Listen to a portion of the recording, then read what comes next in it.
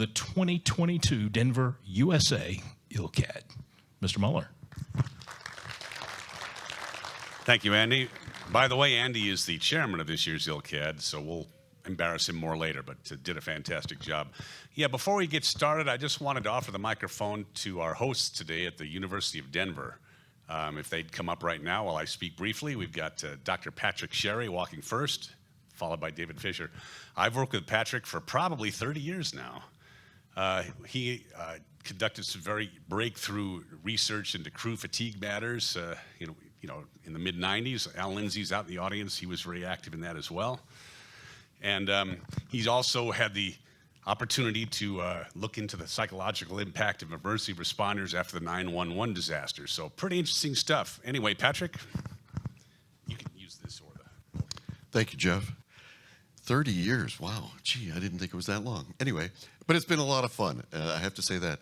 Andy always does the safety briefing, and I reminded him that if anybody is traumatized by our particular talk, I'd be happy to talk with you later. Or Dr. Philbrick, as you is also qualified in that kind of activity. Again, welcome to the campus, to the University of Denver. We're so happy that you're here. We're happy to host you, and we look forward to a wonderful day of exciting events. I just have to mention that we've had several events here with some of the key founding fathers and mothers of the transportation industry, and it's always a pleasure to invite members of the rail and transportation industry to our campus.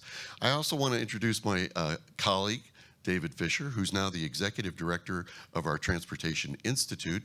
David's been with us for a couple of years. He's done a lot to revise and revitalize our curriculum. We're even more, shall we say, adept at being virtual. So, David, if you would like to just say a few words.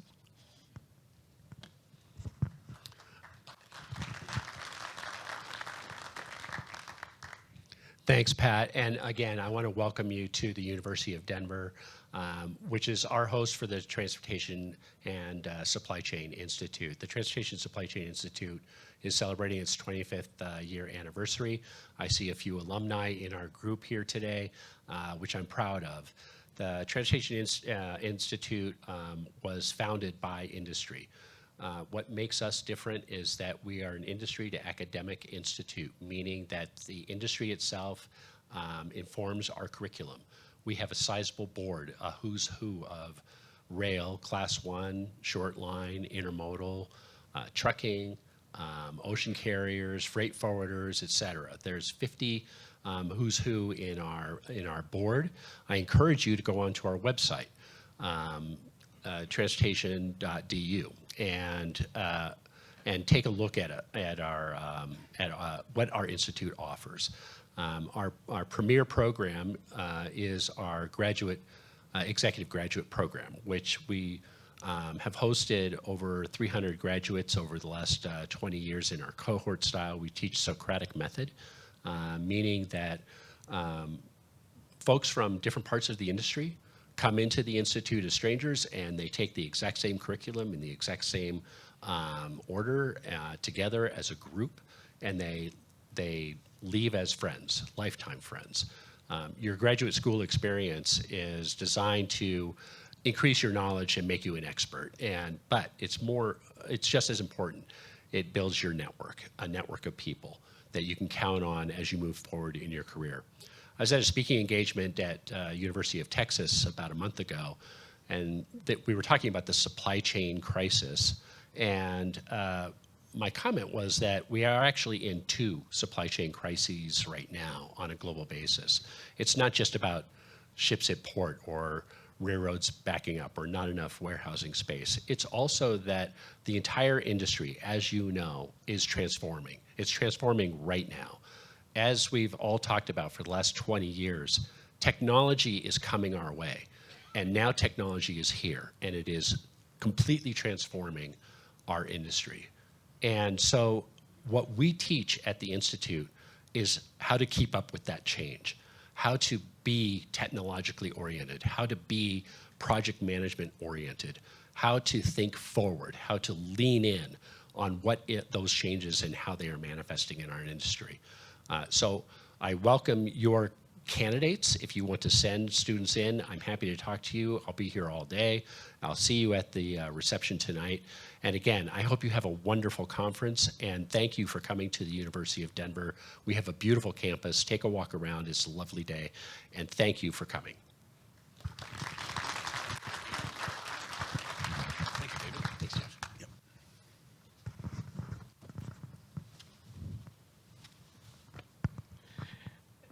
And now it is my great privilege to introduce Ms. Isabel Fonvern of the UIC.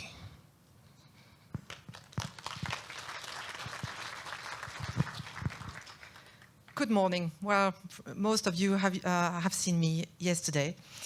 So I'm the UIC Senior Advisor and Coordinator of ILCAD, and I've been doing that now for 13 years. So usually every year we organize a launch conference for the worldwide campaign in a different country, a different city. Okay, so I have the great pleasure being here today in Denver and hosted by my US colleagues. So I would like to introduce UIC very rapidly. You've heard yesterday, we are the International Union of Railways, and we have 200 members worldwide on all continents. My Director General, François Daven, could not make it, and he sent his apologies. We have recorded a video message, a welcome message from François Daven. So please, you can launch the video if you want. Thank you.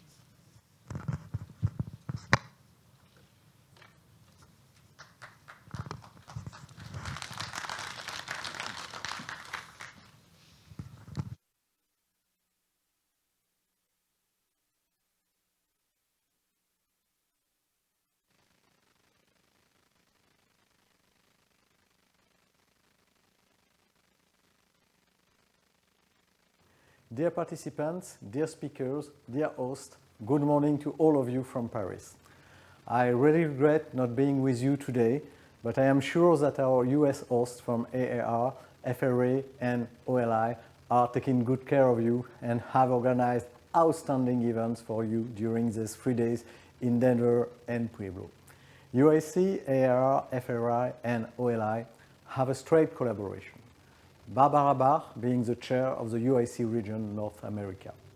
I'm sure that the special session on the Trespass and Suicide Prevention on the 8th of June and the ILCAD launch conference today, at which experts from the USA, Canada, Argentina and Europe are sharing their knowledge and best practices, will help us all improving safety around tracks and at all level crossing or grade crossing, as you say in the US. UIC estimated there are 500,000 level crossings in the world. Over 100,000 are in the EU and over 200,000 in the USA, with respectively represent 20 and 40% of the total number of level crossings in the world.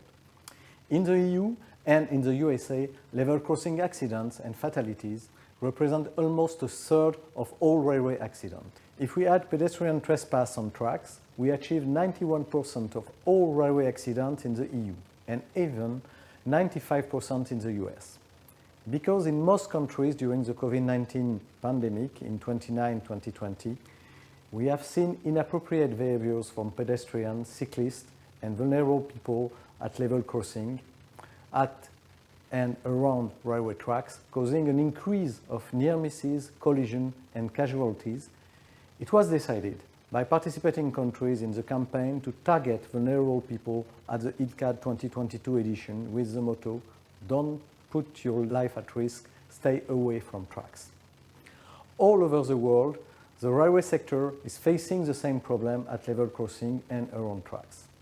The vast majority of collisions at level crossing are caused by the user who deliberately take risks or make bad decisions, either by mistake, by habit, or distraction. And this regardless of the country, the culture, everything. Level crossing are high-risk spots on the railway network, both to road and railway users. Engineering solutions and innovation are used to upgrade the riskiest level crossings. Some of them are being alternatively replaced with an overpass or underpass or bridge. but it is still very expensive to be deployed on the whole railway network. In addition to engineering measures, education and/or awareness actions may be carried out to improve safety at level crossing, and if it is not sufficient, enforcement measures shall be then undertaken to deter inappropriate behaviors at level crossing and around railway tracks. In 2009, UIC, the unique worldwide railway organization, and the members of our working group on level crossing safety, called GLCN, decided to spearhead the International Level Crossing Awareness Day, ILCAD, that is a worldwide initiative to improve awareness of level crossing safety. About 50 countries usually take part in the ILCAD annual campaign. So today, you are not isolated in a conference room exchanging theoretically on safety. Be aware that today numerous volunteers and road rail safety advocates around the globe are carrying out some public safety activities in their own country, be in Europe, Africa, Argentina, Mongolia, US, Australia, New Zealand, and even Japan. Well, they also spread the word to support UIC, publish ILCAD safety messages on social media, hand over UIC safety flyers for professional drivers, light vehicles drivers, motorcyclists, pedestrians, cyclists, and persons with reduced mobility. They also use ILCAD posters and videos, organize press conferences using the UIC press release, and all of that in multiple languages. Now, to conclude, I wish you again a great success and a lot of fruitful exchanges. I look forward to welcoming you in June 2023 in another country participating in ILCAD. This year, UIC celebrates its 100 years, and today I would like to wish Operation Lifesaver colleagues a happy 50th anniversary. Last but not least, because all together we are stronger, I also wish a very successful level crossing safety campaign today to all participating or supporting countries around the world. Thank you very much for your attention.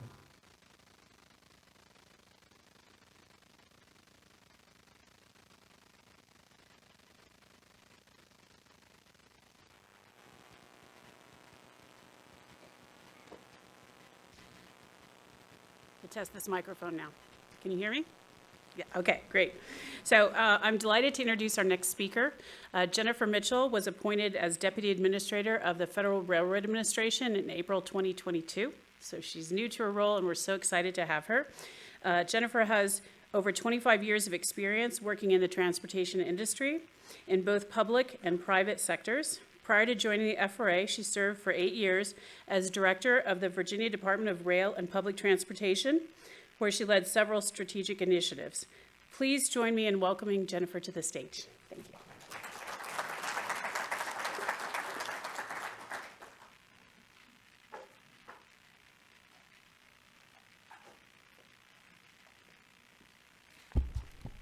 Thank you, Barbara, for the introduction, and I'm very pleased to be here today. It's great to see all of you here in Denver, one of my favorite cities, and I'm glad we all got good weather for this, too.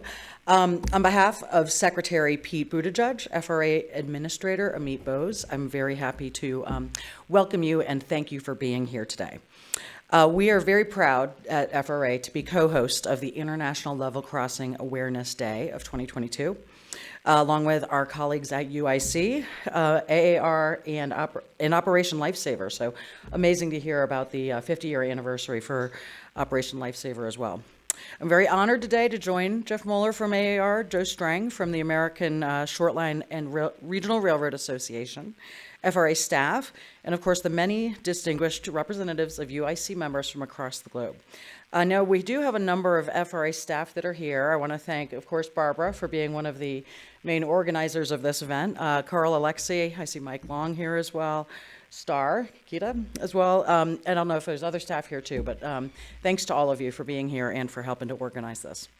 So it is astounding to consider that there are about 500,000 level crossings worldwide.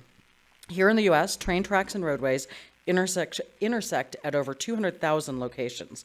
Nearly 140,000 of those level crossings are at public roads.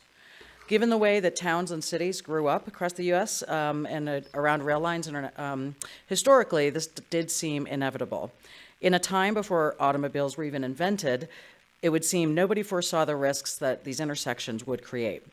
And despite long-term overall improvements over many decades, the frequency of highway rail grade crossing collisions is still too high. These events continue to pose a serious challenge and are the second leading cause of rail-related deaths in America. In fact, approximately every 3 to 4 hours, somebody is struck by a train in this country. By any reasonable measure, that is far too many. In 1978, there were over 13,500 grade crossing crashes, resulting in over 1,000 deaths and nearly 4,500 injuries. Last year, there were over 2,100 collisions with about 240 deaths and 650 injuries. So getting better, but still not where we want to be. Pedestrian events at crossings and along rail rights of way are equally challenging. For decades, we embraced the 3 E's paradigms of education, engineering, and enforcement. That multifaceted approach helped bring about tangible improvements, but our understanding of the complexities at play has improved. Those long-term improvements were attributable to education, engineering, and enforcement framework. But grade crossing incidents are still needlessly deadly and tragic for individuals and for communities. They are high consequent events which take a high toll not just on the victims, but on train crews, rail passengers, emergency responders, and eyewitnesses. Research indicates that most train vehicle collisions are preventable, but no one entity, whether it's railroads, communities, individuals, or regulators, can solve this issue on our own. Roughly half of all collisions happen at public crossings equipped with active warning devices that do operate as intended. So flashing lights or lights with gates do improve safety, but they do not prevent all collisions. That is where the other elements come into play. Furthermore, the level of exposure at highway rail intersections as measured by rail volume and vehicular traffic has generally increased over time, even as the total number of crossings has decreased through permanent closure and consolidation. So consider this. For every unfortunate crash, research indicates there are numerous near misses during which motorists willfully violate crossings but escape injury or death. As stated, the mere presence of traffic control devices is not a guarantee of safety. So the time has come to embrace a safe system approach. Under the legal and institutional framework in place here in the U.S., there are shared obligations among and between several entities.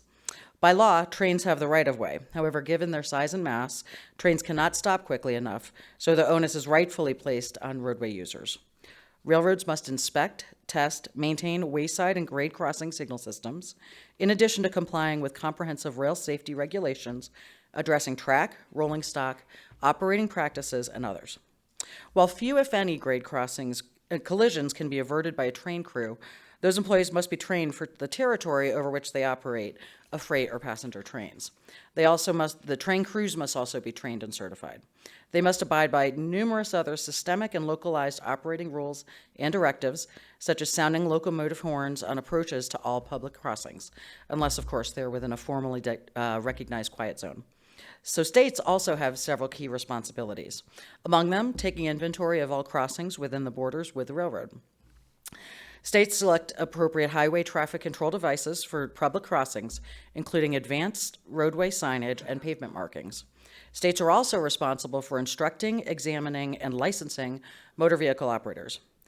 State and local law enforcement not only enforce traffic safety laws, but also respond and investigate grade crossing collisions. So for their part, roadway users are also, of course, required to comply with traffic safety laws. And despite our best efforts, too many motorists take unnecessary risks. Not a day goes by without hearing about a driver trying to beat a train. For our part, FRA continues to administer a comprehensive and wide-ranging grade crossing safety program. Echoing the 3E approach, we fully support the organizing themes of this conference. We know that technology will continue to help make progress both from a traditional engineering perspective, but also for purposes of public engagement and education. This is especially true in the age of social media. We're finding new and creative ways of using those platforms to raise awareness. Enforcement done smartly can compel drivers and pedestrians to act safely and responsibly, and community outreach is necessary to address local conditions. FRA's grade crossing staff are engaged in numerous wide-ranging initiatives spanning all of these areas. They participate in diagnostic reviews to aid states and localities in performing risk and hazard analyses needed to make good engineering decisions. They review state highway rail grade crossing action plans, and they assist localities that are looking to establish quiet zones, as well as trying to mitigate blocked crossings. In the months to come, our staff will play a central role in FRA's new crossing elimination program, which has been established under the bipartisan infrastructure law. We are very excited about this program, with up to $5.5 billion in funding for over 5 years for safety improvements, which is really an unprecedented amount of funding available at the federal level. It'll provide another means for local governments to increase safety by eliminating at-grade crossings and reducing conflicts between motorist and rail operators. Our safety inspectors routinely perform focused grade crossing inspections in states, localities, and on the individual railroads. For decades, our research development team has sponsored and carried out both applied and theoretical research on various aspects of grade crossing safety. This includes examining crossing design and geometry. For example, identifying high-profile or hump crossings, which pose risks to low-profile commercial vehicles. We've studied driver behavior and signal detection theory that has informed the use of constant warning time. We've done studies leading to enhanced train conspicuity through the application of reflectorized materials, as well as the adoption of locomotive alerting lights. We continue to sponsor technology demonstrations to enhance our collective understanding. And as a result of this work, FRA has developed and issued numerous guidance documents and to continue to design best practices to aid roadway and traffic safety engineers, urban and community planners, law enforcement, and educators. So to support engineering enhancements, in addition to our long-standing Section 130 program, which, as many of you know, is administered by the Federal Highway Administration, we have also awarded a number of CRISI grants, and this acronym stands for the Consolidated Rail Infrastructure and Safety Improvement Grants, one of our most flexible grant programs. But many of these grants that we've just awarded do include grade crossing safety and trespass abatement projects. So the bipartisan infrastructure law also provides an additional $10 billion for our CRISI program, which will fund numerous types of rail improvements, including projects of this kind. Given all these developments, last week, FRA Administrator Amit Bose convened a multimodal national grade crossing summit with his counterparts from the Federal Highway Administration, Federal Transit Administration, Federal Motor Carrier Safety Administration, and the National Highway Traffic Administration. So at that gathering, they reaffirmed our shared commitment to jointly address this challenge collaboratively and in partnership with each other.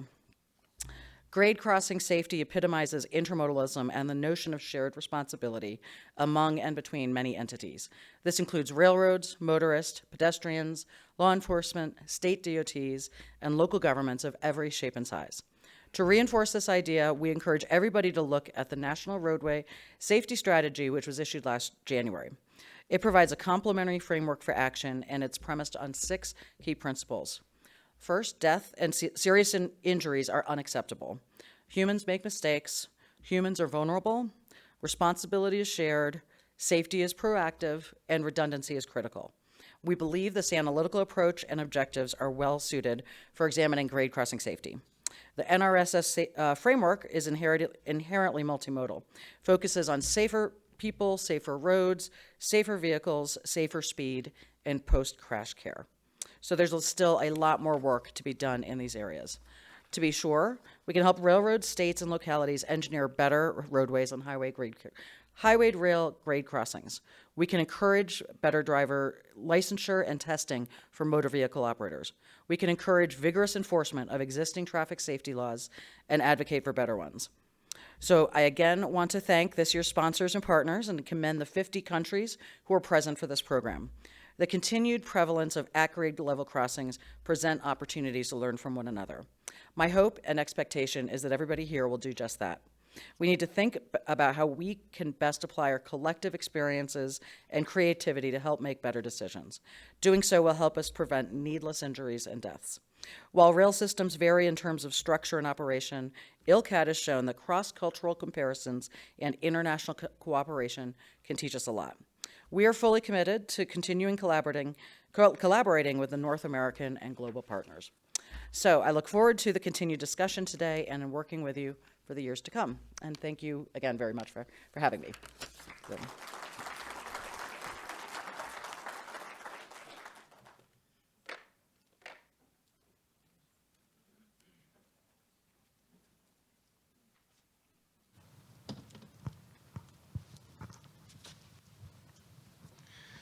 When I was given the opportunity, and to be honest, a privilege, to introduce our next keynote speaker, I looked over his bio and I said, wow, what do I talk about?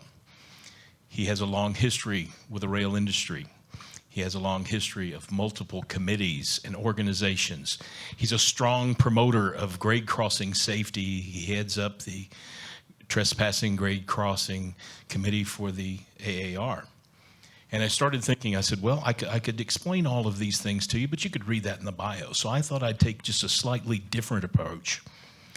I will say that in my tenure at the AAR, I have found a person that is no better suited, equaled by few, bettered by none, when it comes to understanding the importance of grade crossing safety, when it comes to the importance of the rail partnerships. And I would be very proud to say that this is not only a coworker, but my friend. I'd like to introduce Assistant Vice President, the Association of American Railroads, Mr. Jeff Moller.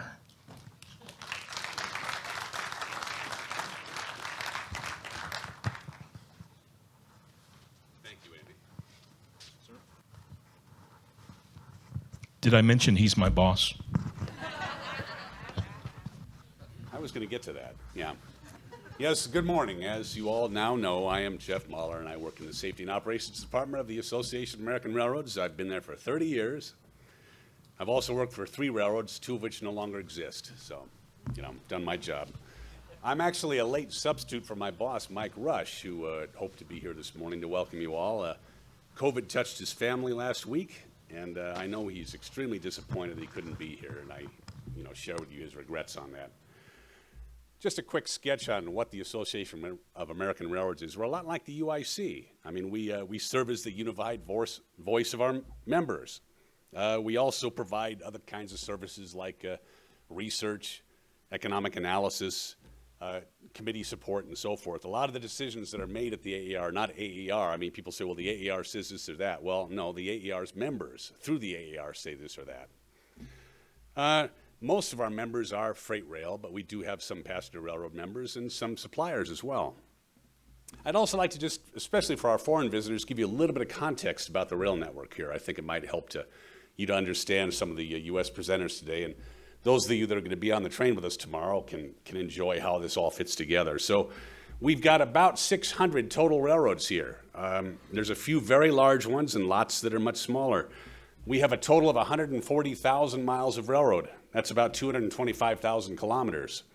Our largest members operate each more than 32,000 miles or 52,000 kilometers, serving many parts, over half of the country in both of their cases.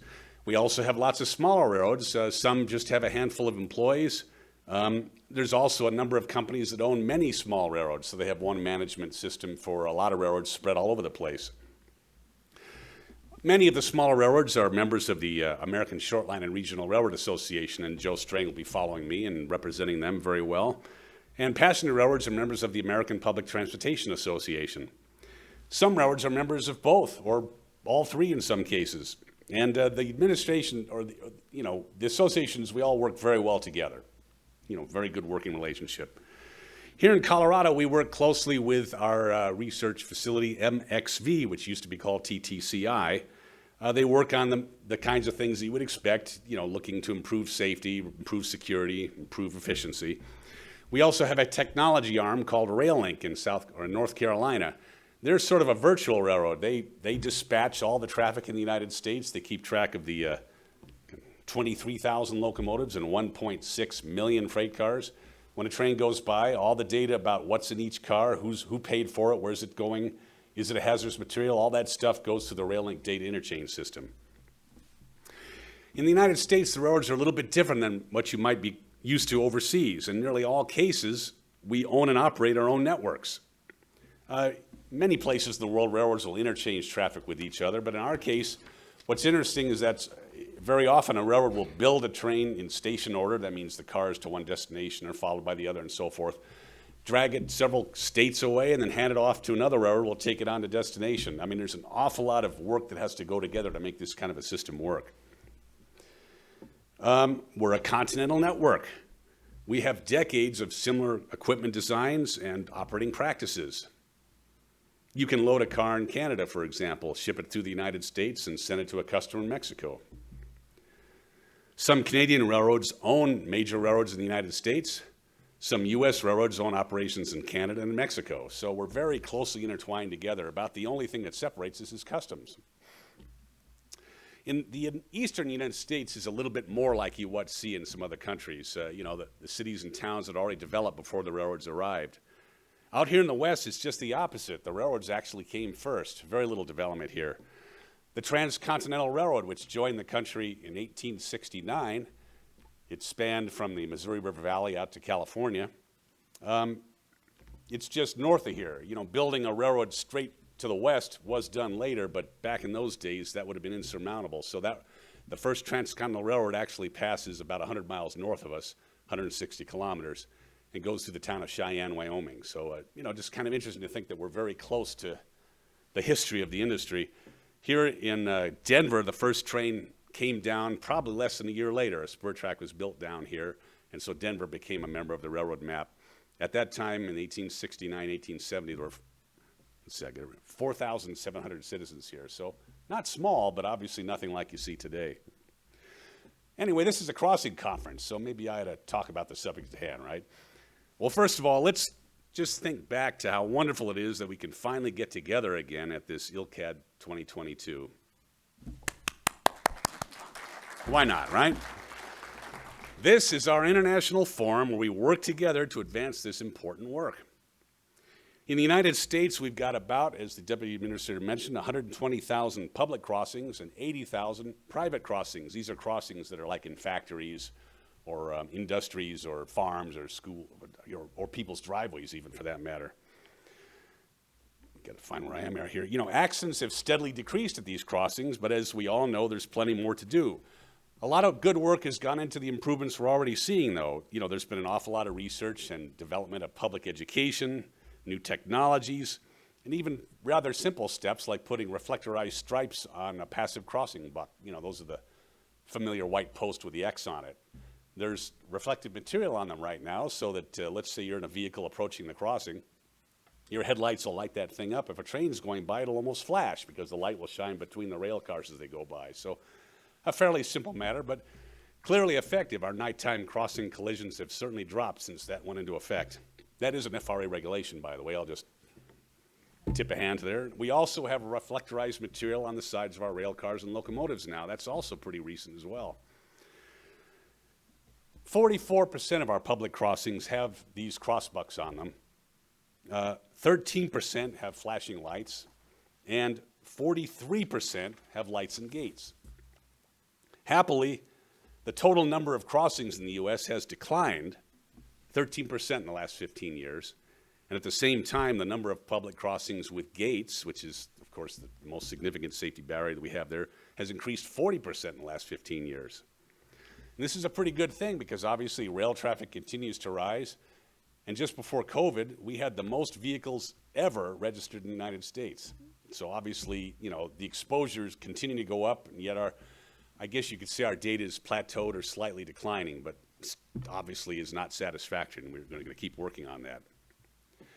Our rail systems are incredibly safe, and we have seen some good improvements, you know, that have reduced the collisions, fatalities, and injuries. However, one of the challenges we have is that some of these things are outside our direct control. 55% of all crossing collisions last year and 73% of all fatalities were at crossings with gates. Not what you would expect, but that's what we're dealing with. As we see around the world, people sometimes don't notice it in time. Maybe it's distraction, maybe it's intoxication, or all too often they just decide, well, I'm just going to go around the gate, it'll just take a second. I mean, we all know this is nothing new. Turning these numbers in the right direction is a prerogative for humanity, but it's also the right thing for business purposes. A safe railroad is a successful railroad, and crossings are a major part of this discussion. One challenge we face is that while train and vehicle collisions are the leading cause of deaths and injuries, These represent a relatively small percentage of injuries in the highway network. So it's sometimes hard to get attention for our cause when so much of the effort is devoted to making the highways safer. Happily, in recent legislation, as the Deputy Administrator mentioned, has substantially increased available funds for things like improving crossing signals and even closing crossings. And the industry enjoys a very good partnership with the federal administration, as Deputy Administrator Mitchell mentioned, and also the other DOT modal agencies. But besides working on these traditional safety improvements, we need to keep our eye on the changes that are rapidly approaching. Railroads are already working with navigation companies like Waze to provide a notice on your dashboard or a beep or something when you're approaching a crossing. We also need to be continuing to communicate with the autonomous vehicle community, the vehicle manufacturers, the governmental agencies, and their trade associations, so they factor in crossing issues and don't just say, well, you know, a signal from the train will solve our problems. That's not the way it's going to work. And also their safety systems have to accommodate that. You know, they have to detect not only the trains, but the system at the crossing and to react appropriately. I think there's going to be a time when motorists are not going to be paying attention. They're going to be reading the paper. I mean, we hear of accidents like that even today already. Anyway, we're all here because we want to prevent these tragic deaths and injuries. And I know we're going to all look forward to the wonderful talks that we're going to be seeing today. As we celebrate the centenary of the UIC and the 50th anniversary of Operation Lifesaver, we are going to have the privilege of listening to some of the latest thinking from people in the fields of safety advocacy, regulatory authorities, municipalities, universities, railroads, and others. Our speakers come from not only the United States and Canada, but from as far away as Belgium, Great Britain, Argentina, Croatia. ILCAD is proof of what can happen when we work together to advocate this important safety issue. And so at the next ILCAD, which we don't know where it is, well, somebody knows where it is yet, but none of the rest of us do, let's celebrate more measurable improvements as we go about our business of increasing safety for not only drivers, but for our trains. Thanks for your kind attention.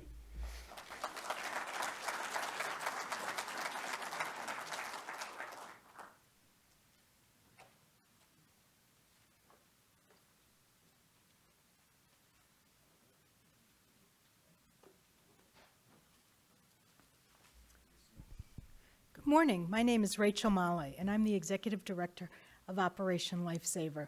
I am so excited to introduce our next speaker to you. Joe Strang is also the chair of the Operation Lifesaver National Board.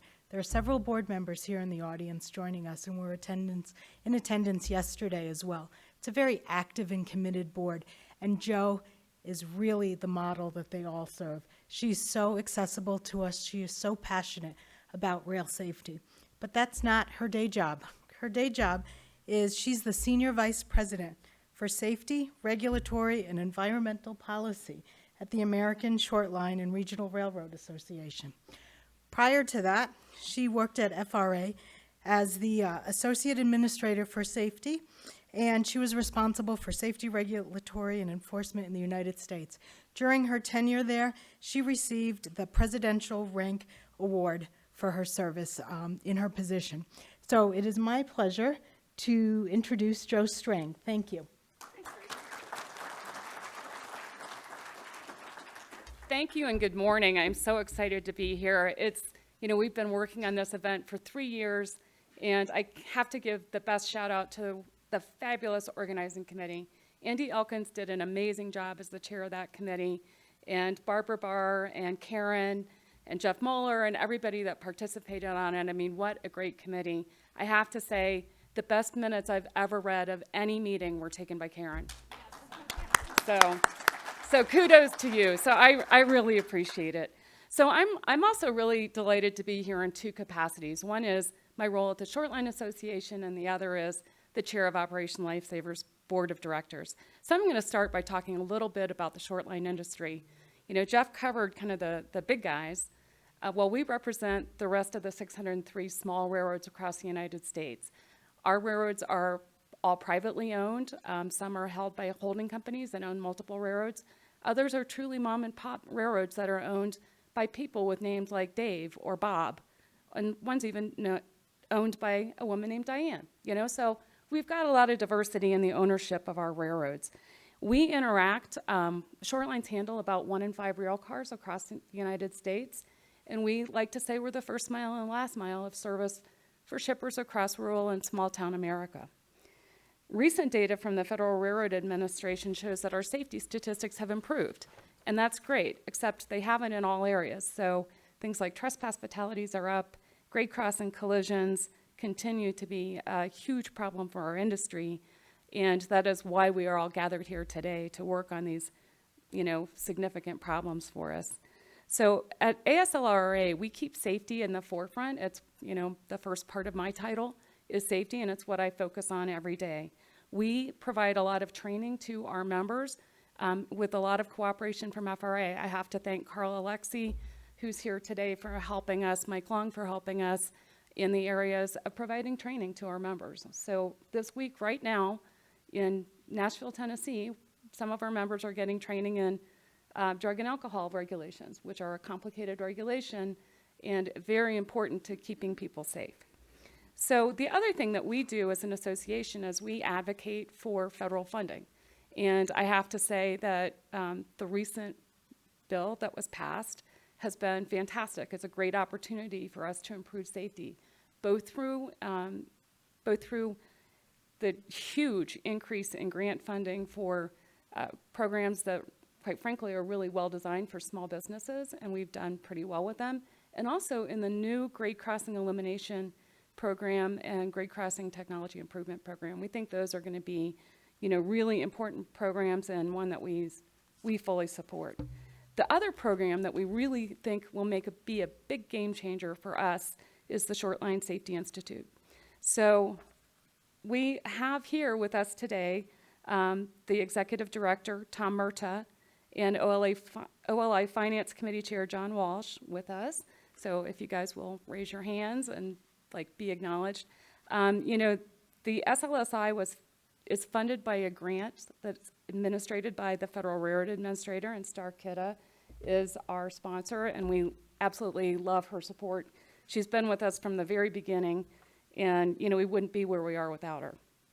So the SLSI does safety culture assessments across short lines. It's free, and one of the things that we found when we started, when I say we, it was because I was on the kind of the planning of the organization before it was fully formed. We realized that safety culture is a very key, important element to having a safe railroad. So if you have employees that do exactly what they're supposed to do when no one is looking, that's a sign of a strong safety culture, and that's what we strive for. So we want to have railroads that have strong safety cultures so short lines can continue to be incredibly safe. We have at ASLRA, we have an awards program called the Jake Awards that goes to small railroads that have no reportable injuries, no reportable accidents, and every year there are close to 300 of them, which I think is a really remarkable achievement. So we want to continue that and make it so that it's all of our railroads have zeros, right? So that's where we want to be. So the other part of my what I call my volunteer job, I had to leave yesterday a little early to go work on my day job stuff, is being the chair of the Operation Lifesaver Board of Directors. And I have to say that in our 50th anniversary year, I could not be more proud of the organization and where we've come and what we've accomplished. So at Operation Lifesaver, we really endorse, the 3 E's, with our primary focus being on education. And at Operation Lifesaver, through the great work of the great team that we have there under Rachel's leadership, we have developed programs in English and in Spanish. We have a fantastic program for law enforcement that helps law enforcement officers do crash investigations safely on a railroad, and that's really important. And this year we're working on another program for firefighters, so we'll have a firefighter program. And again, this goes to, without the support of all of the organizations and railroads that support Operation Lifesaver, we couldn't do it. And I think that's kind of an important thing because we're also all volunteers. So at this conference, we are very fortunate to have a number of our state coordinators here, And I'd like to recognize you, if you'd please stand up if you're here. Come on, you can, I see you all sitting back there, so come on. So thank you. You know, without the work of our state coordinators and our volunteers, we couldn't accomplish what we do. And every day, right now, somebody is out there giving a safety presentation that's going to change somebody's life. So, I mean, those are the kind of things that people can do, and we do. And without the dedication of our state coordinators and our volunteers, you know, we wouldn't really be able to accomplish it. So I think as an organization, OLI is unique. We have a foundation that's really based on people believing very much in safety and the safety message, and that's what we're committed to doing every single day. So with that, I think we're off to a great conference. I think there's fantastic content. I'm looking forward to learning from everybody and exchanging ideas. So I wish you a great conference, and welcome to Denver and the University of Denver. So that's all I got. Thanks.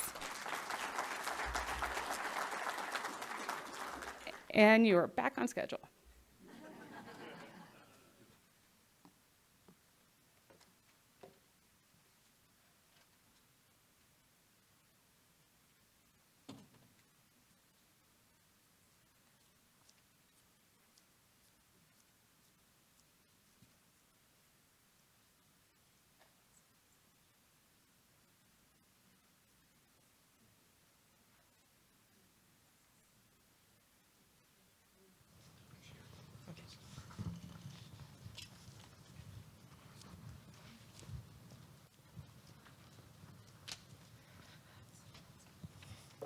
Okay.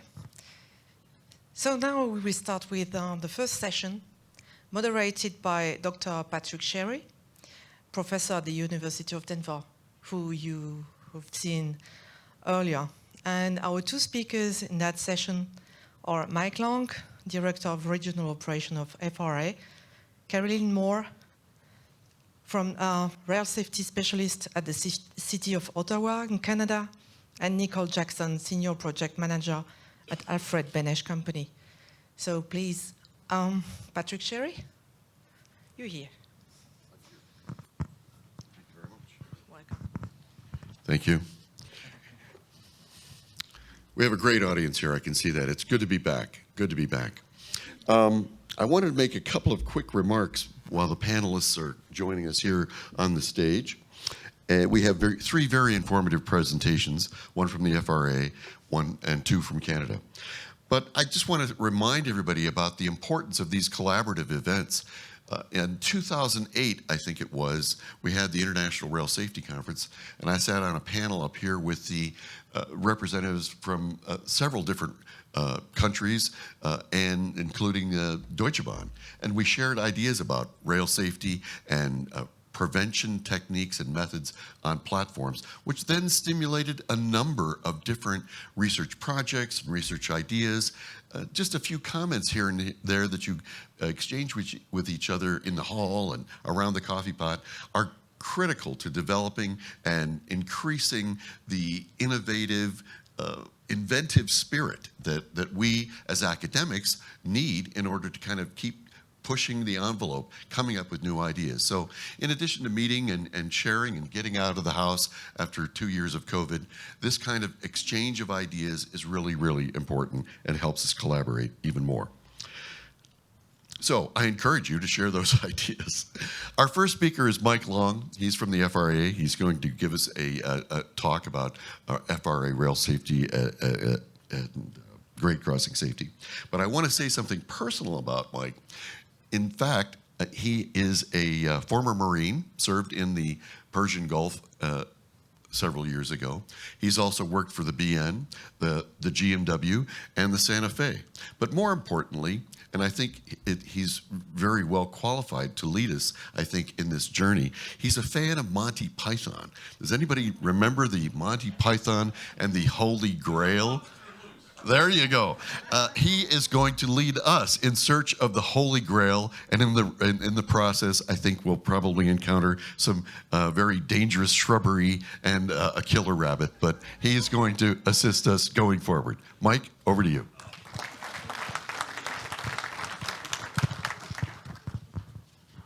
That's going to be tough. He's got his There we go. And we have a presentation.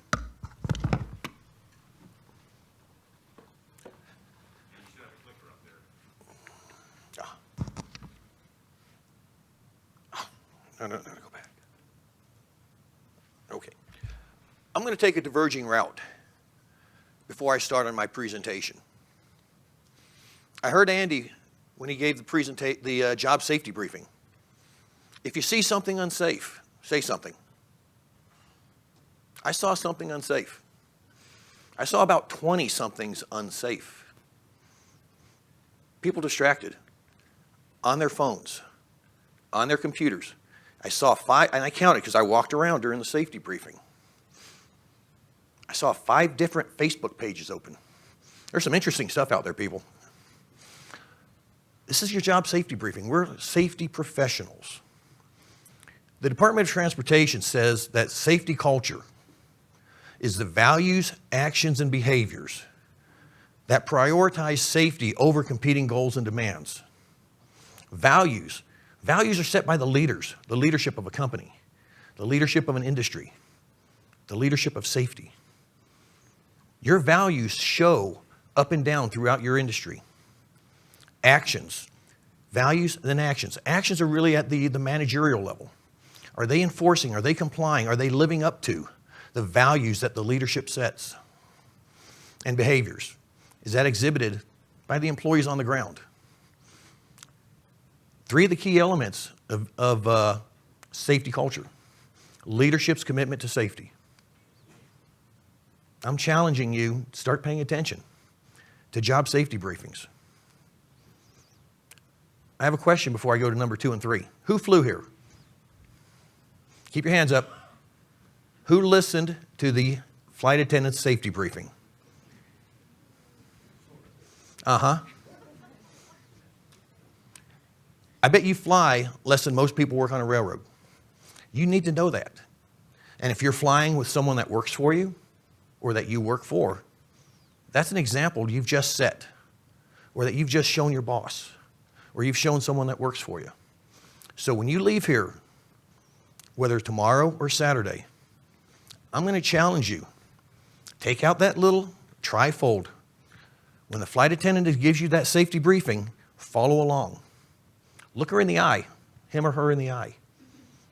Because right now, if a plane goes down, you know who you want to sit next to? A kid. Because if you look, only the kids take them out and watch that flight attendant. It's a little challenge to you. Second of the, there's 10 elements, 10 core elements of safety culture. Second element, communication. Honest communication. Up, down, left, right. And the third is trust. Do you have trust in the people that work for you, that work with you, or that you work for? Very simple, isn't it? Communication and trust in your organizations. Simple, right? Do you have kids? Do you have complete trust and communication with your own children and your own family in your house? You hope. Have you ever been disappointed? You will. You don't give up. It's the same thing in your industry, in your company, in your association. You show the commitment. Keep that communication and keep that trust. You're going to be disappointed. But at the end, you're probably going to be proud. So that's part of my first diverging here. So, talked about the Multimodal Safety Action Team. Each one of the 5 modes that are part of this team, we have a piece of the puzzle. Think of trying to put a puzzle together. 5 people trying to put a puzzle together. I give each of you a handful of pieces. Go to a separate room. Put that puzzle together. Now that's just with our 5 agencies. FRA, Highway, Motor Carrier, FTA, and National Transport, or Federal Motor, I'm missing one here. Right, thank you, Jeff. You can always count on you.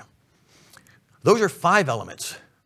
And those 5 elements are often responsible for what we talked about earlier, the 3 E's.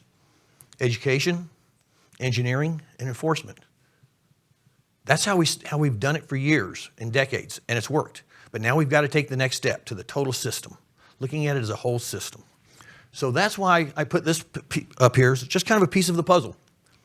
National Highway, they prevent road traffic crashes, education, safety standards. We looked at the 48 U.S. states, their driver's license manuals, and their tests. Less than half of those states in their tests or their manuals have any reference to highway grade crossing, to the crossbucks, to the ENS signs, the emergency notification signs. So that's one of the items I'm working on with our safety action team that I'll get to in a minute.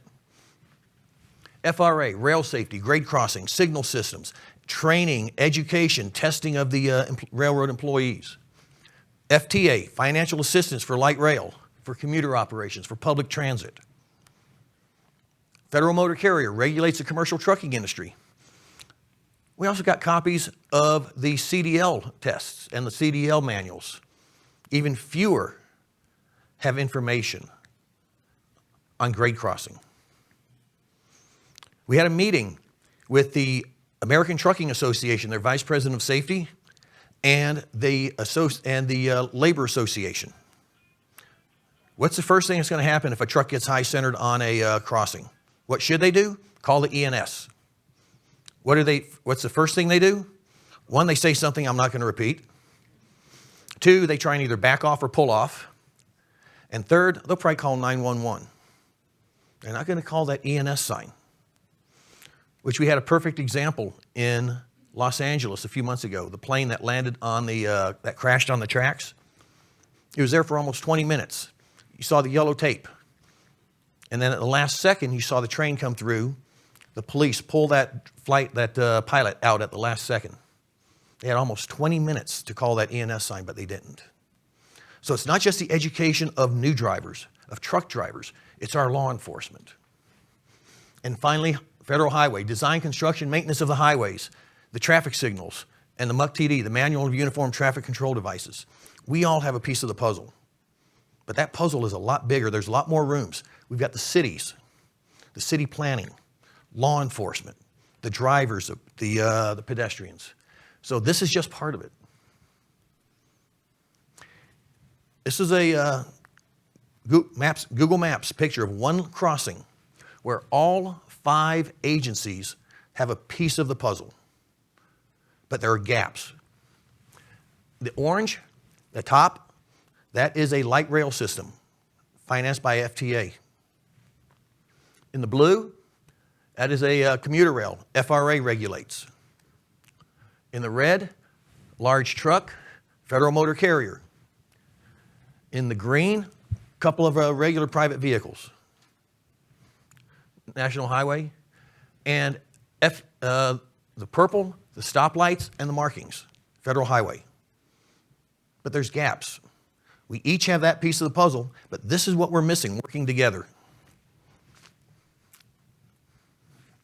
And that's why we started the national or the multimodal safety action team. Putting aside our modal hats, only worrying about our piece of the puzzle. So I've talked with my counterparts, looking at the education, the driver's license manuals for both regular drivers and for motor carrier. Looking at the markings, the MUC-TD. Are there alternatives that work? And we have seen in locations where there are. We've also done what FRA has also conducted state-level inspections. And these are focused inspections, oftentimes with up to 10 to 20 inspectors with state participation, state inspectors, railroad participation from their management, their law enforcement, public utility commissions. And we've completed 3, the state of Washington, California, and Texas. California and Washington, we talked about trespass issues, homeless, suicide. Terrible problem with homelessness out in the states of Washington and California. We saw it firsthand. As part of our audits, as part of these focus inspections, we reach out to homeless shelters, try and help have them work with us. In Washington State, we had one of the homeless shelters sent someone out with us they know how to talk to the people that live on the tracks, that live in the tents, because they are all from the streets themselves, and they succeeded, and they got off, but they're not turning their backs on the people behind them. And the following each of these focus inspections, we write a detailed report, and then we brief it out to those state politicians, whether it's representatives of the senators, congressmen, mayors, governors. And we pull no punches.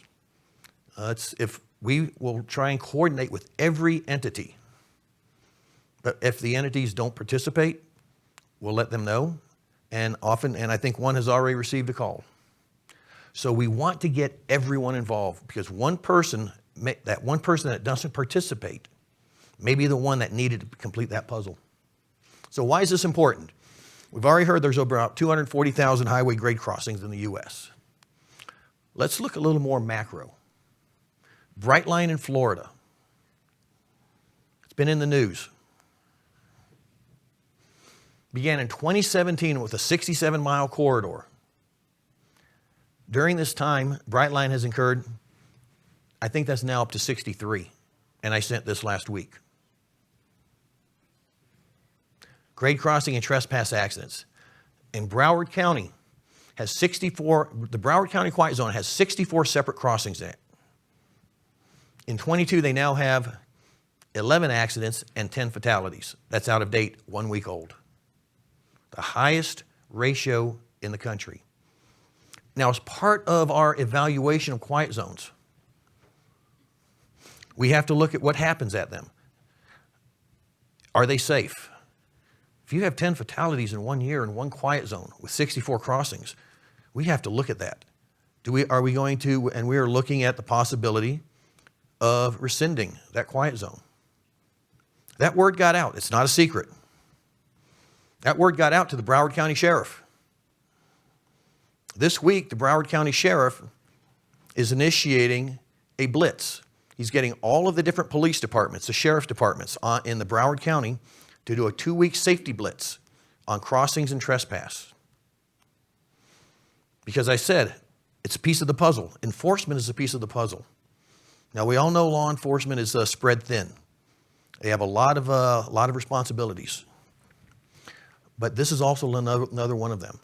Because imagine if in that high, densely populated area with 64 crossings, probably about 10 to 15 miles, that quiet zone goes away. What's going to happen? How many calls are going to go to that mayor, to that city council, and then most importantly to me? Because they're going to funnel through Amit, through Carl, my boss, come down to me, and then to my grade crossing team. So another piece of the puzzle. And that's why this multimodal team is important, to try and look at some solutions that haven't been done. Crossings with cameras. They have 3, think of the old stoplight cameras. You know, you don't stop, you pull around, a couple of weeks later you get the ticket. Well, we have a version of those, but they don't give tickets. There's no money cost. They give warnings. And there were 3 crossings that have these cameras. Over 2,500 crossings have been issued this year. Not tickets. Numerous warnings have been issued to the same drivers. One driver is up to almost 5 warnings. Behavior. Education is not going to solve that. Is engineering going to solve it? Or is enforcement going to solve it? And again, Broward County has incurred 69, and again, that was a week ago. So over 70 incidents since 2017, with 43 at crossings and 26 not at crossings. So that's why what we're doing is important. With the safety action team, the multimodal, getting together, taking our FRA hat, our FTA hat off, motor carrier, highway, taking those hats off and looking at safety collectively. In New York State, a couple of years ago, Governor Cuomo said, I want to paint them red because the regular markings up there aren't working. Literally had his public works go out to Home Depot, buy some red paint. Painted the crossing, complete black crossing, and also don't block the box. had about an 8% reduction in crossing incursions. Not per MUCD, not per standard, but it worked somewhat. 10% reduction immediately. In another location, instead of the standard crossings, they put the big white X's. Not to standard, not according to the regulation, but about an 11% reduction. And they have to replace those and get back in standard now. So if we keep thinking the same way, if we keep doing the same thing because it's per the regulation, but it doesn't work, and again, it's a manual of uniform traffic controls. They're uniform across the country, except for here. But if they uniformly don't work, we have to try something different. That other piece of the puzzle. Now here in New York, I think they put in 2 of these, Rich? 4. They put in 4 of these. And I'm going to see, hopefully this video works. Yes. Volume? Okay.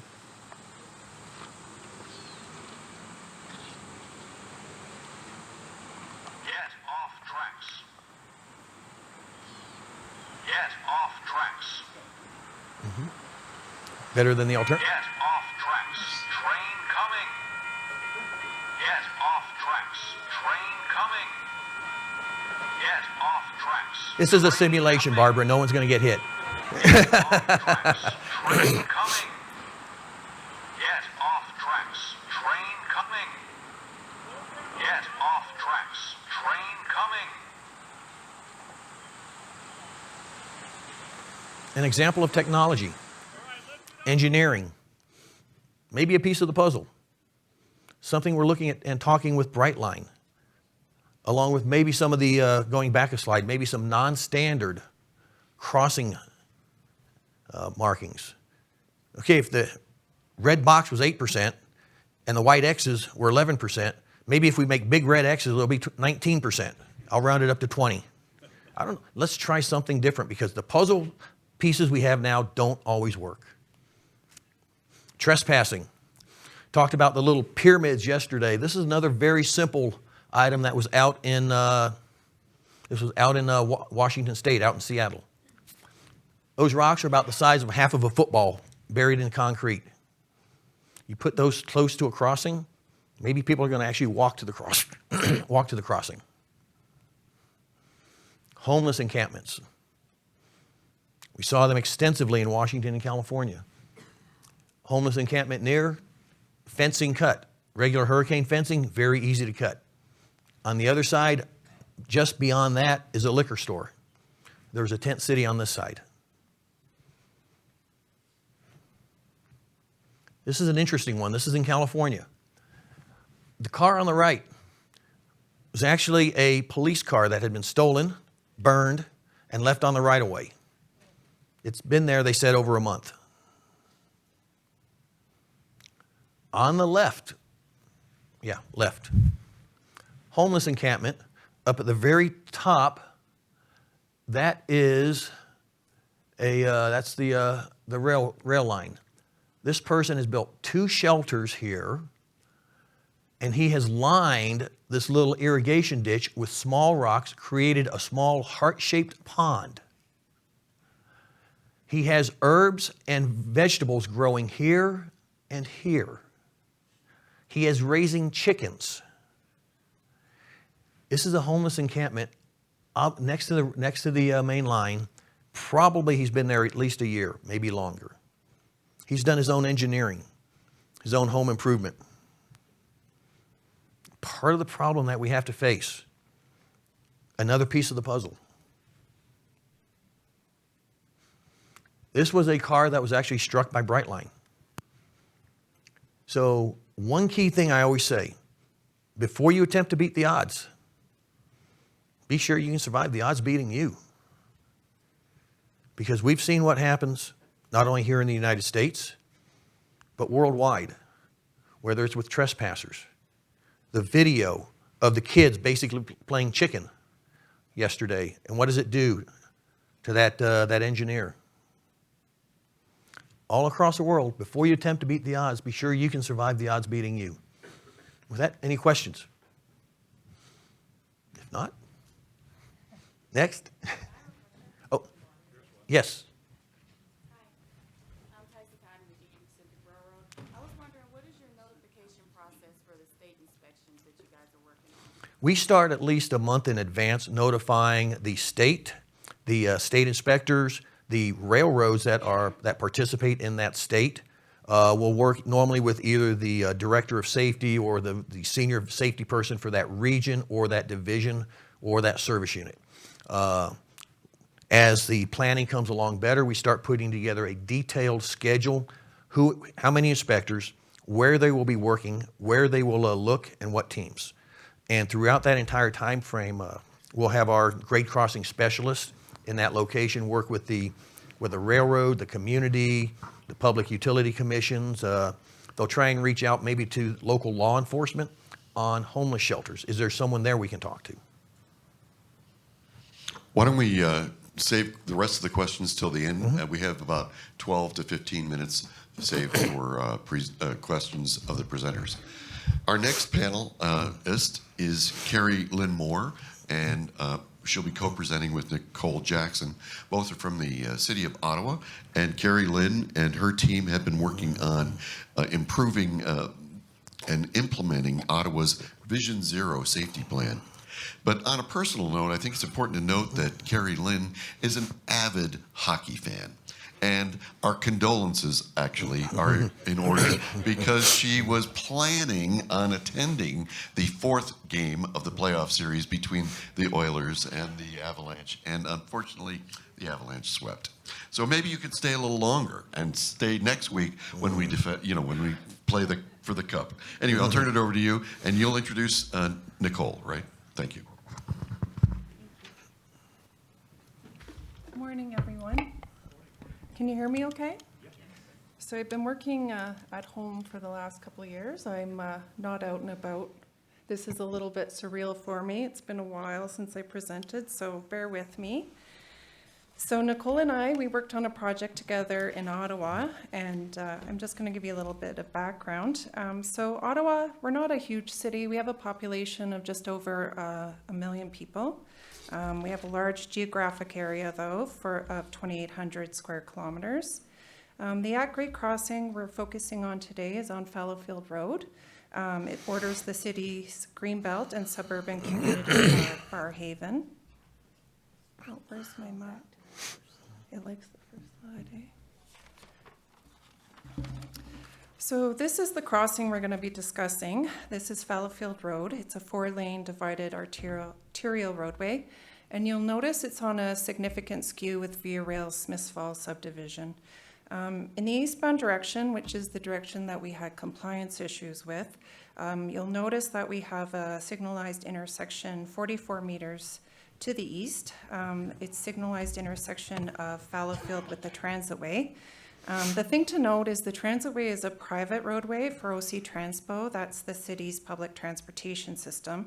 And you'll notice that we have a really short storage distance for vehicles between the signalized intersection and the level crossing when the signal's red on Fallowfield. So our story begins back in 2014 when this photo of a double-decker OC Transpo bus stopped at the Fallowfield at-grade crossing circulates on Twitter. You'll notice that the railway crossing gate arm is on top of the bus and a Via Rail passenger train is passing maybe not even a meter away. So this incident was reported on by major newspapers across Canada. It appeared in the Montreal Gazette, Edmonton Journal, Calgary Herald, and local news outlets. So all of our at-grade crossings are federally regulated by Transport Canada, whose head office happens to be in Ottawa. And staff from Transport Canada, they see this photo and they quickly issue a letter of safety concern to the city, and we can all agree that, this is definitely a safety issue. So passengers on this bus were distressed by this incident, and I would say distressed because the year before, less than 500 meters from this at-grade crossing on Fallowfield, there was a horrific collision on the Transitway with an OC Transpo double-decker bus and a Via Rail passenger train on the Transitway.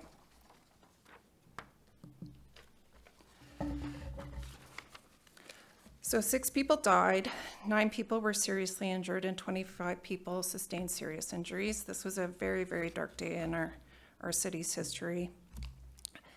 The train derailed. The locomotive came to a stop 210 meters west of this crossing. So this collision was very much present in people's minds when that photo circulated on Twitter. So how do we prevent drivers from stopping beyond or beside the train's warning gate? The easy solution is grade separation, but it's expensive. For Fallowfield, I think the cost was $75 million. We have Lita clay in that area. It's a marine clay left from when Ottawa was under the Champlain Sea 10 to 13,000 years ago.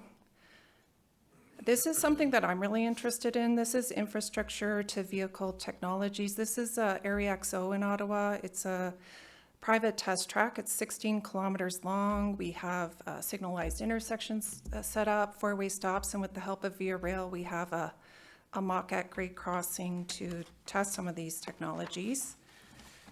Something we also do as a municipality is install signs. I don't think they work. I don't think people see them. I know my husband doesn't see them. We installed a curve warning sign with a beacon on it. I said to him, "Did you see the new sign?" He's like, "No." He drives that road twice a day, 5 days a week. He didn't see it. So in 2015, the city hired a consultant to conduct a human factors review of the Fallowfield at-grade crossing. They also conducted similar reviews of 2 combination rail crossing signalized intersections in Montreal to determine how they operate with vehicle stopping locations as compared to the Fallowfield crossing, and how this might be influenced by various design and signing features, including stop line placement. Based on their findings, they recommended relocating the stop bar 5 meters upstream from its current placement to improve compliance. And it did work, it did help, but we still had this happening. We still had vehicles stop beside the crossing, including OC Transpo buses, and Transport Canada wasn't happy. They issued another letter of concern to us, and what they said was that it's a safety concern and is due to the current design of the eastbound pre-signal. So you'll notice that there were staggered 3 signal placements, and they were intended to achieve optimal stop line placement to reduce driver delay. If you know any signal engineers, they're all about capacity and getting as many vehicles through an intersection as possible. They met the stop line location design standards at that time, and were to ensure driver visibility of signal displays during train movements over the crossing. This design was subject to third-party review, and we did do a safety audit on this. So what do we do next? We weren't really sure. We collected video data for 24 hours, determined where drivers were stopping in relation to the stop bars, and you can see the faded out old stop bars and the new placements, and in the plan view can see where those 3 pre-signals are. And we looked at 6 different scenarios, and that you can see that along the bottom of the graph. And overall, we had really good stop compliance of 90% almost prior to the stop line, but Transport Canada said, no, we need 100% from you guys. And the real problem was those 2 drivers representing 0.3% of vehicles stopping under and past the gate, but before the tracks. So this is when Nicole came in to help us solve this problem.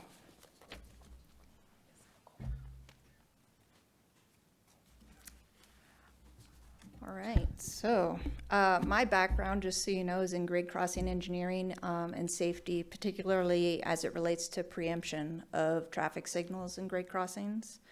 And the City of Ottawa brought me in to help look at the current design situation and see what we could do or what we could recommend to improve the compliance of the pre-signal system.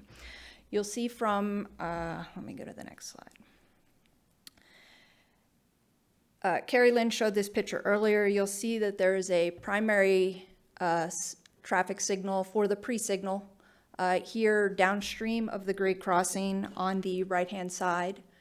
There is a secondary pre-signal indication. That one is upstream of the grade crossing on the left side of the roadway. And then there is a near side auxiliary signal head on the right upstream of the grade crossing near the stop line location.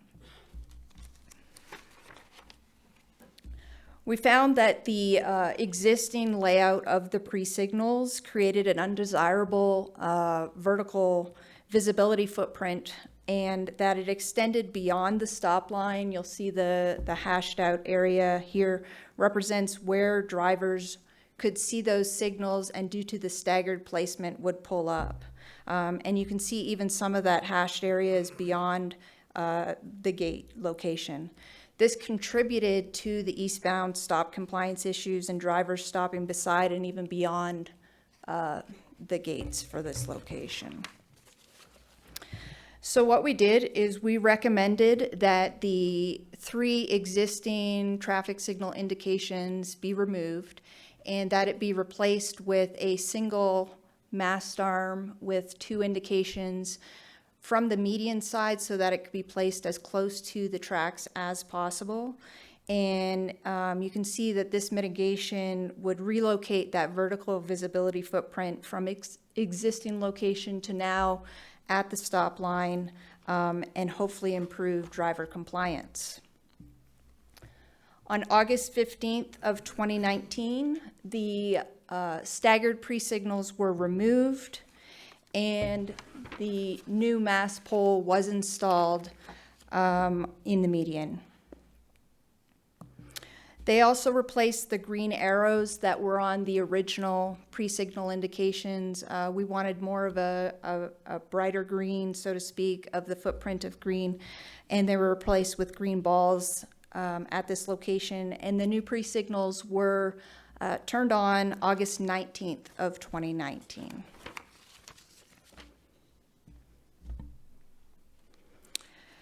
So again, the City of Ottawa looked at 24-hour video data. They collected it and analyzed it. And 3 months after the pre-signals were installed, they still revealed that 2 drivers had still consistently violated the pre-signal indications, pulling up beyond the gates. And we'll just look at the 2 incidents that occurred. During the first incident, this driver on the inner lane, he actually legally continued past the stop line on a yellow indication. And then he slowed down upon approach and came to a full stop actually underneath the pre-signal indications, but prior to the tracks. The second incident was this red pickup truck on the outer lane.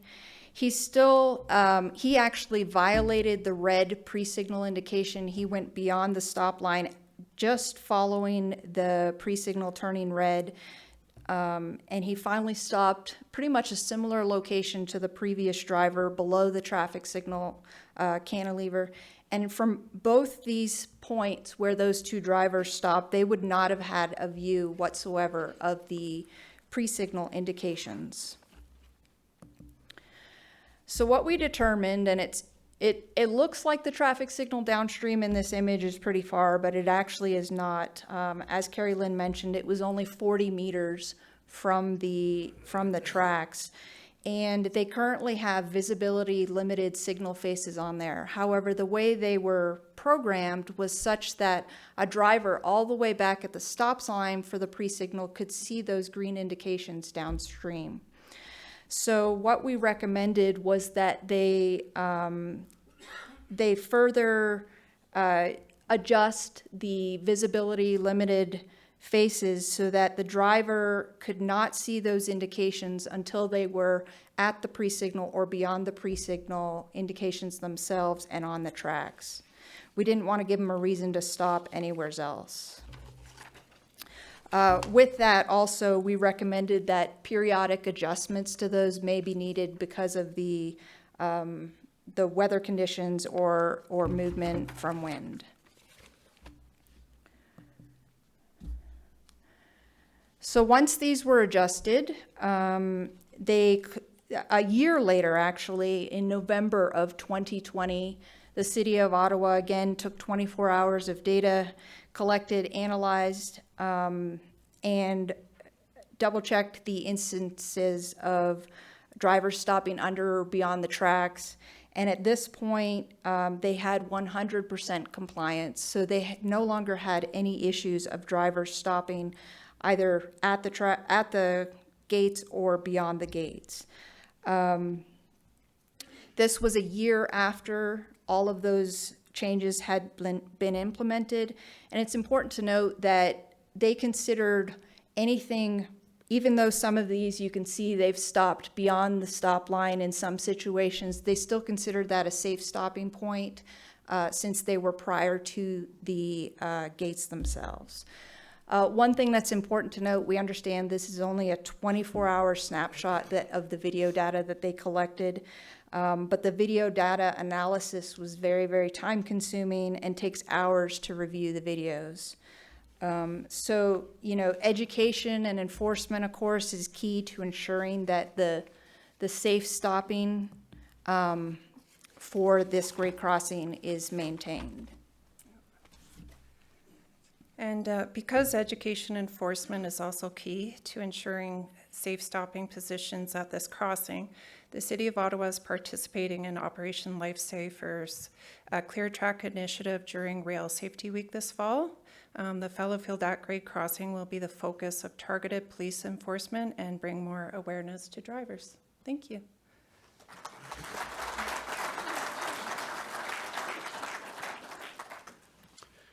Thank you very much. Very interesting information. We have about 12 minutes before our break, so I would like to encourage a few more questions. Yes, sir? So we use a gate or a barrier, ideally, to keep vehicles off the tracks when there's a train present. But have you ever considered using a barrier to keep vehicles off the track when there's a traffic light stop? And if not, why not? I'm not sure I understand the question, I guess. All right, next question, please. No train present, right? Traffic light goes to stop. Why not use a barrier to keep them off the tracks? Okay. Sure. I'm going to give her.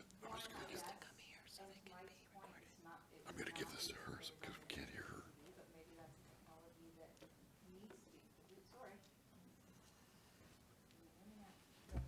It's on. It was on. I got a project. There you go. Yeah. That's a great question about pre-signals in particular, because the typical application of a pre-signal is such that they're usually used when the grade crossing is very much closer to the intersection as opposed to in this situation. And drivers have a tendency to feel the need or feel they have the right to turn right on a red, let's say, or they see that as more of a near side indication as opposed to a pre-signal. I've never seen a barrier used with a pre-signal.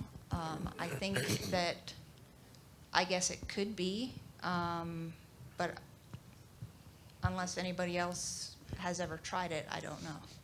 Maybe it's something for an experiment. Yes? We need everyone to wait until we hand you a mic before you ask your question so that we can all hear it and record it, please. Thank you. This is Surya Congress from Texas A&M University. My query is based on the assumption that stopping on the tracks is as dangerous as skipping the signal. So during the 24-hour monitoring period, did you guys observe any skipping signals, not even stopping and then going?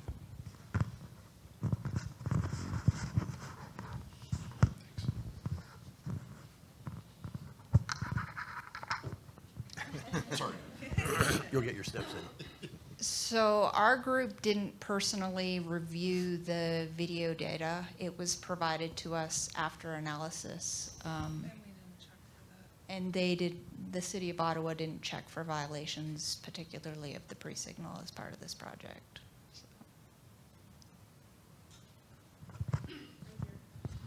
Do we only have one mic? I have a.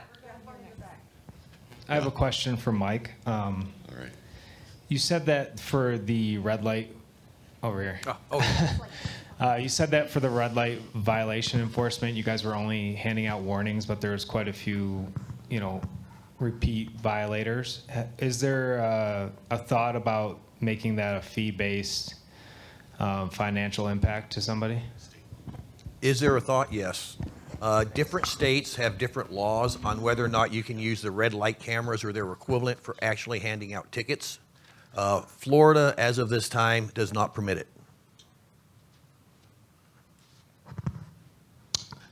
Mike, I have a question for you. You commented about the number of strikes in Broward County, and your presentation started with a discussion of safety culture. Can you extend your thinking to the culture of that particular area? Is there something that strikes you about that, or any comments you want to make about that kind of culture? Broward County is just north of Miami. I think that's part of an answer right there, the culture of Miami. Additionally, immediately adjacent to much of the corridor is the Dixie Highway, where it runs parallel to the FEC, the Florida East Coast, and the Bright Line that runs on it, where if you make a turn from the Dixie Highway to cross, oftentimes it's less than 50 feet to 100 feet before you would get to the tracks themselves. So that may be an engineering aspect of it. We're also looking at the preemption effect. Are the signals set up correctly when a train comes to stop all approaching traffic? Unfortunately, last week, or earlier this week when we had two, one was a suicide, alleged suicide, where they saw a person walk out in front of the FEC train. The other was a car that I think drove around 4 stopped cars ahead of it. And there have been several of those in the past month or 2 months where vehicles have been stopped and the car drove around several vehicles ahead of them around the gates and was struck. So, so culture of Miami, it could be part of the engineering, also the density of the population there, and the number of trains. Again, the more interaction you have, the more risk you have. Thank you. Other questions? I have a question as far as, the thought process in a lot of the cases is about how do we drive compliance, excuse me, at a crossing. Have you ever gotten to the point where we try to give people the opportunity to know that a crossing is going to be activated before they even get there, and allow them the opportunity to go around the crossing, go somewhere else, because that path will be clear, rather than utilizing a crossing that a known conflict could happen at? I can give you a definite, I don't know. Now, on the Bright Line corridor, which I specifically mentioned, it's predominantly high-speed commuter rail. So if you're giving them advance notice, a mile in advance may be only 1 or 2 minutes. The time the gates are down during these, for the Bright Line commuter trains, very, very small amount of time, maybe 20 seconds in advance of the train. The train clears in a few, and then the gates go up. So you're really talking a delay of the drivers of probably less than a minute. Whether it would be worth it and financially viable to have, say, and for the lack of a better term, an advanced approach crossing information. And how far in advance would you want? If you've got the highway that's 35 or 40 miles an hour and the train going 70, it'd be very tricky to try and time, say this crossing will be blocked in 2 minutes, go up to this one or go down to that one. So I just don't know the technology or the financials of that. And just to follow up on that, I mean, we think about Waze, we think about Google Maps, crashes that occur on a highway somewhere, and we see that, and we're able to reroute traffic based upon known incidences out there. I mean, I would think that at some point in time we get to the ability to understand when crossings are going to be occupied, and as I say, you can get rid of the train or you can get rid of the car, and you avoid a crossing accident, right? But you can't get rid of the train, so of course you can get rid of the car. So recently, I don't know if I actually used Waze when I drove out yesterday and drove over here. And I think within the past year they have, if you have Waze on it, will tell you approaching a crossing. Google Maps tells you, shows it to you on the screen, but it doesn't tell you. But it doesn't tell you if it's occupied, if the gates are down. We have a data scientist we recently hired in the FRA who is working. He's contacted Waze, looking at their data, seeing if somehow we can use that data, because data is key. I mean, we talked a little bit about the data and the analytics yesterday. That's also part of the what we're looking at with our multimodal team. If you ask the 5 modes the same question about the number of accidents, either one, if it doesn't apply to their specific mode, they may not measure it, or they may measure it differently. So that's also part of the issue of our safety team looking at data uniformly. So if I ask the other 4 modes the same question, we come up with the same answer. He's also, as I said, but going back to Waze, we're trying to get information from Waze. Right now it's historical information. I don't know what the the link would be between the crossings that are activated and Waze. I can barely use it, so that's a little beyond me, but that's why we have a data scientist who is looking into that. Joe? Oh, you need the mic. That's actually, Mike, that just made me think of 2 questions. One is, you know, MUTCD has come up as an issue twice now, once in your example and once in your example.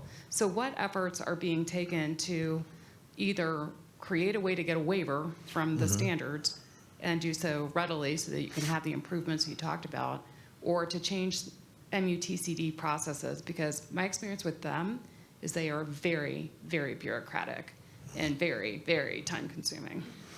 Well, I would never speak ill of another agency. I'm not asking you Come on. But you're correct. And how to expedite a waiver. And that was where we have those 3 cameras in Broward and Miami County. Those are perfect examples where we have data of incursions, of people going around the gates. So we have already held 2 town hall meetings, one in Boynton Beach, one in Miami, and in 2 weeks we hold another one in Broward County. Excuse me. So one of the ideas that we've suggested, and I've spoken with the Associate Administrator for Safety for FHWA, is using these 3 locations as a pilot to try a different marking system. Because we have several months of data, this is a perfect place to try something different. Go through the waiver process as approved, but see if we can somehow expedite the waiver process, because we have the historical data, and then we can measure going forward. Something I've talked with Cheryl on several times. Well, we have time for one more question, and I was going to ask any of our other panelists if you wanted to comment on some of the things that we have been doing. I mean, from your perspective from the north, perhaps you might have an observation. Well, I liked in your presentation about. Sorry, I liked in your presentation about the pavement marking schemes that were out of the box, and I was thinking I would love to try something like that in Ottawa, but my leaders would not be supportive.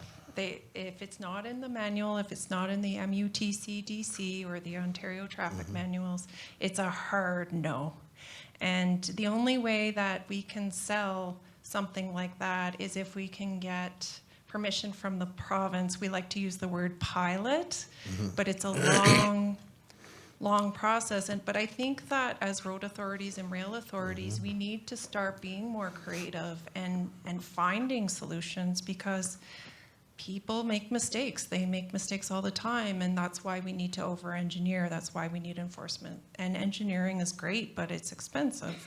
But I really like that idea of, thinking creatively. Yeah, and ideally, when we have next year's ILCAD, and where did you say it was, Isabel? I don't know. Oh, okay. I'm sorry. I tried, people. I tried. I would like to be able to show this pilot as a demonstration. again, dealing with bureaucracy, but I would like this to be one of our quick wins that we're trying to create within the different modes.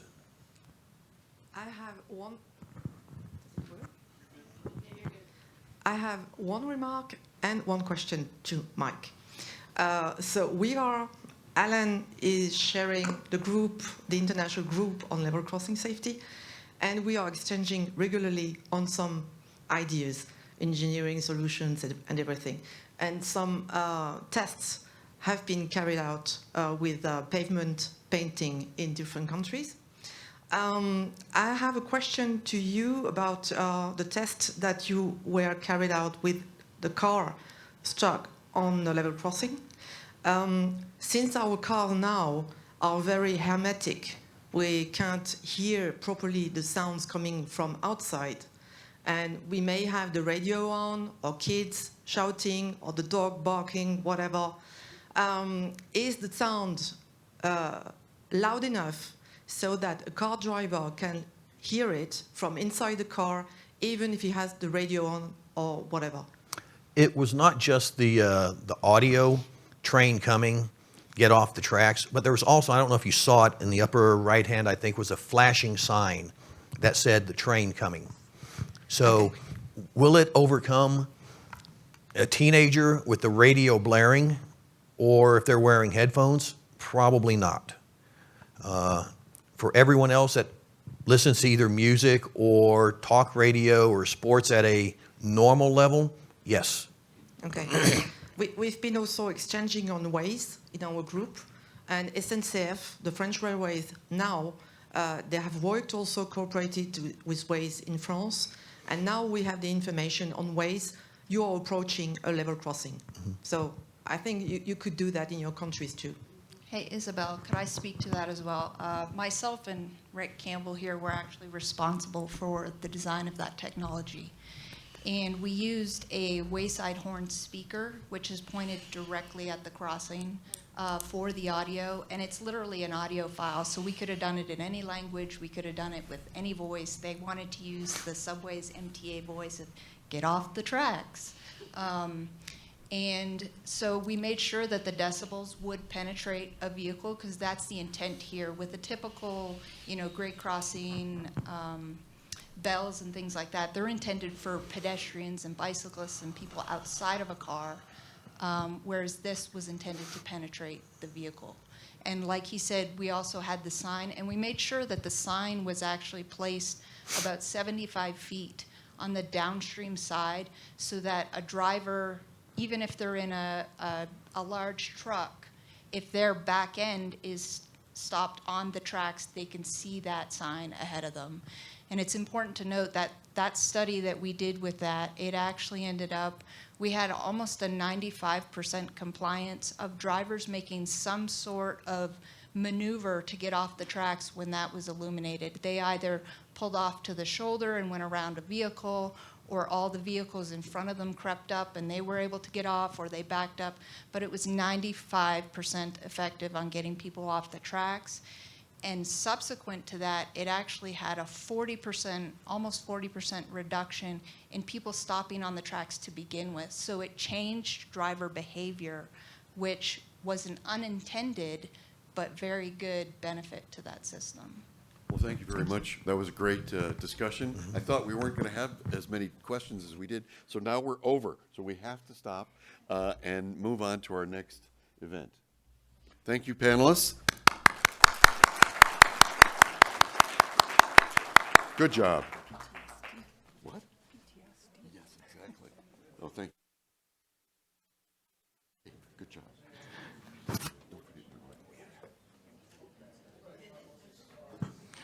Fortunately, our next event is a break.